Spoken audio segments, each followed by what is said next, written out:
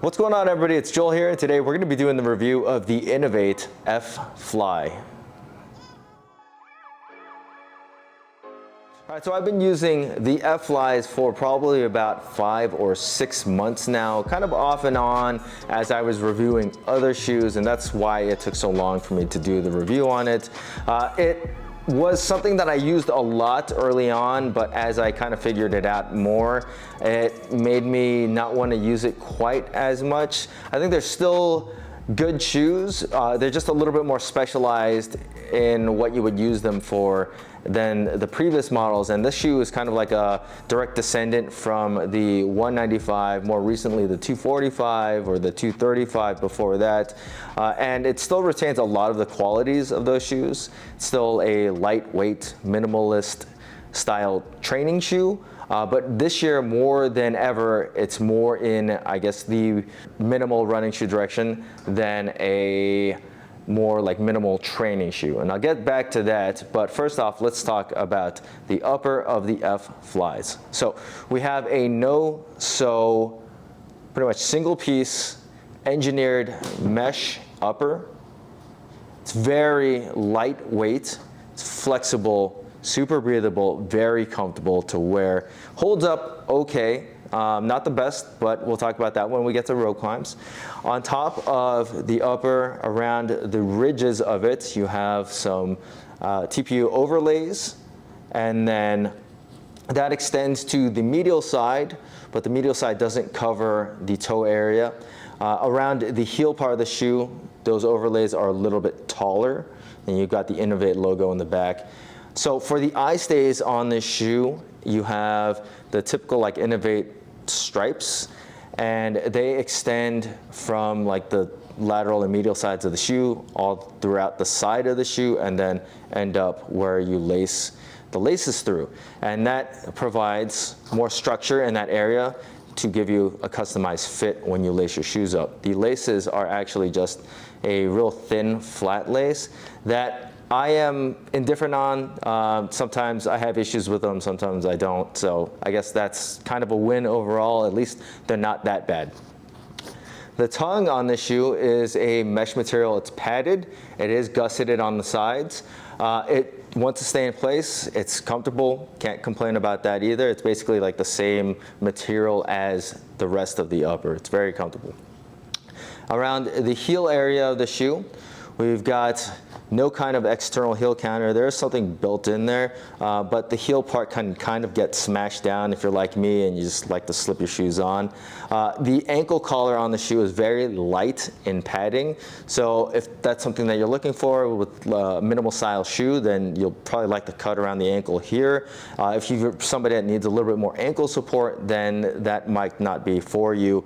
And then you do have the option to do a runner's lock or a lace lock, or just use that extra lace hole to lace down more into your instep. Taking a look at the midsole of the shoe, we have the PowerFlow Pro midsole, and I'm not so sure what the stack height is, but the drop is 4 millimeters. Usually they list the stack height for their shoes, and this occasion they did not, but it is a very minimal shoe. Obviously you have a little bit more cushioning at the heel of the shoe, and then a little bit less at the forefoot, but it is still through and through a very minimal shoe, and there's not a ton of cushioning there.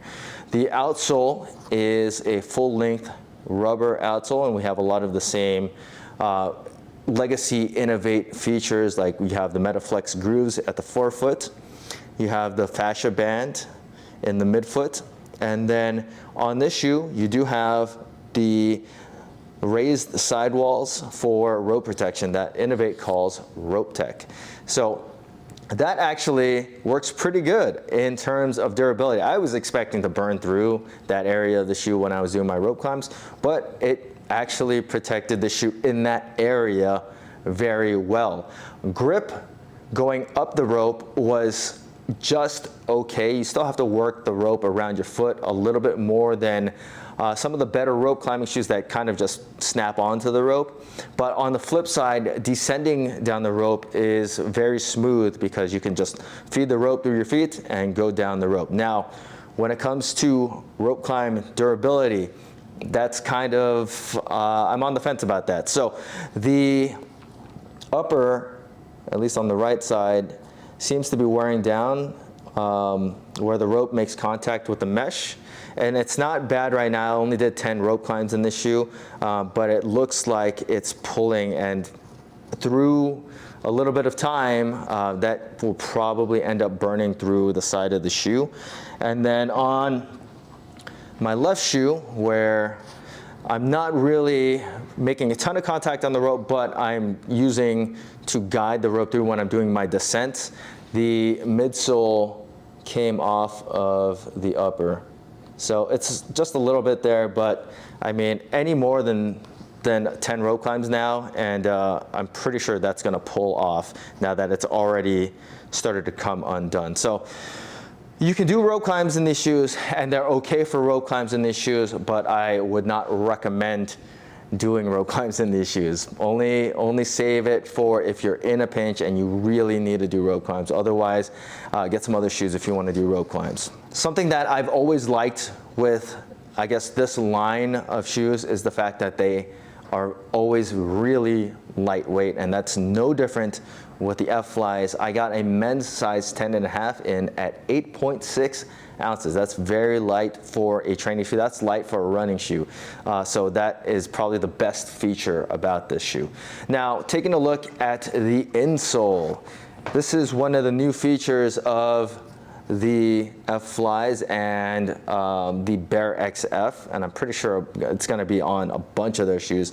It's their Boomerang insole, and this thing is pretty thick. It's like, I want to say 4 millimeters, maybe 3.5 millimeters, and you can notice it. It's very substantial. It feels like it's kind of like a secondary midsole. It's very bouncy, and I would assume that's maybe TPE. It's got like the little boost balls, I guess.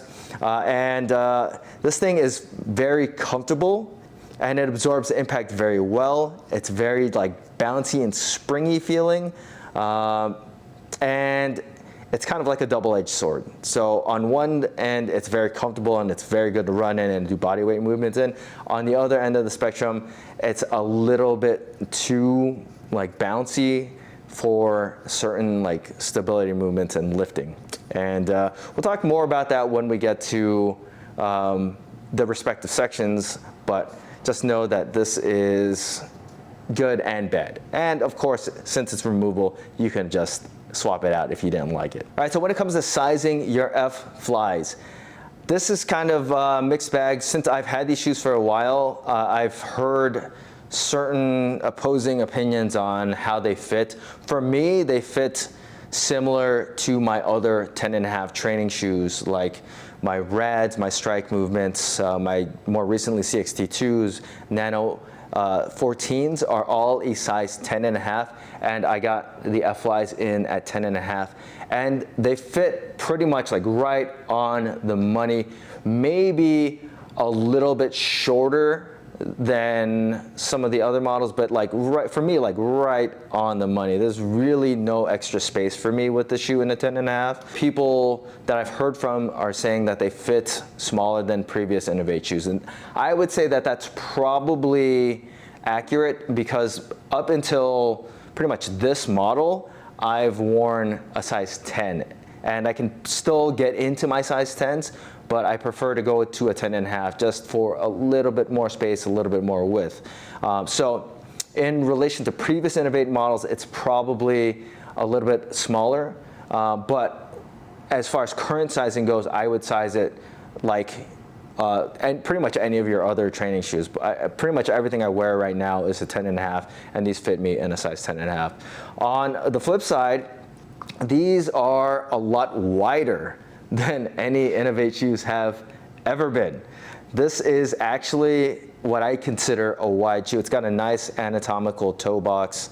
There's plenty of space for your toes to display, and there's a good amount of toe box volume. Plus, the upper is very comfortable and pliable, so it never really feels like it's constricting your foot. Okay, so let's talk about what these are really good at. That is running. These are excellent lightweight, minimalist running shoes. So if that's something that you're looking for, even if you're not even looking to weight train at all, then this is going to be an excellent option. The PowerFlow Pro midsole does a good job in absorbing impact. It's very comfortable. It's also super duper flexible, and the outsole has really good grip. The Boomerang insole is really the star of the show here. This thing is, like I said before, it's kind of like a secondary midsole, and it's very bouncy.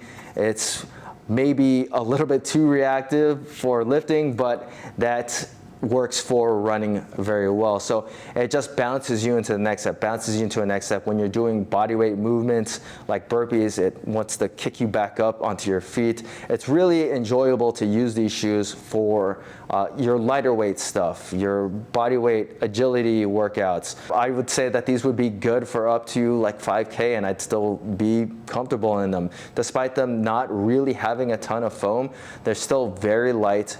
They're very easy to run in because of the midsole, because of the insole. And if you're somebody that's just not a fan of a ton of cushioning in your running shoes, then I'd say that the F-Flies are actually a pretty viable option when it comes to a flat, minimalist running shoe. Doing things like burpees, box jumps, double unders, all very comfortable, and that's what the shoe really excels in, just that style of workout. Now on the flip side, when it comes to moving weight, these are usable. I'd say that for the first time in a long time, I haven't really liked lifting in one of, I guess, the descendants of the like 135, the 235, the 245. I've always really liked the minimalist feeling of those shoes while not being barefoot. They're always really flat, really flexible, but also easily communicative with the ground when you're trying to lift in them. Our power delivery has always been excellent in those shoes. When it comes to the F-Fly, not so much. The midsole is probably not the problem, though it is a little bit on the softer side, and there's a little bit more relative to the previous shoes. It's the Boomerang insole, and I know you can take it out, but it just never feels like your feet are ever set when you go set up for a lift. And that's really for like barbell cycling, Olympic weightlifting. You go to set up on the bar and your feet kind of just want to grab all over the place because of how bouncy it is. And it never makes for a confident lifting experience.